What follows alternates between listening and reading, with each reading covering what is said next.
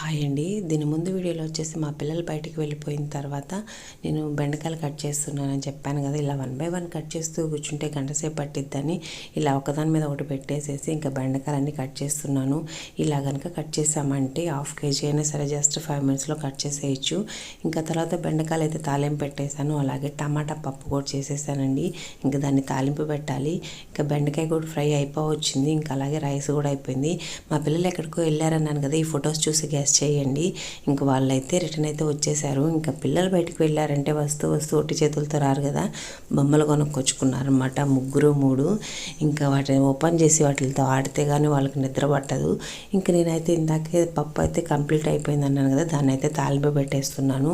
ఇంకా మా పిల్లలు అయితే తెచ్చుకున్న బొమ్మలు అయితే ముందు ఓపెన్ చేసి వాటితో ఆడడం అయితే మొదలు పెట్టేశారనమాట 3.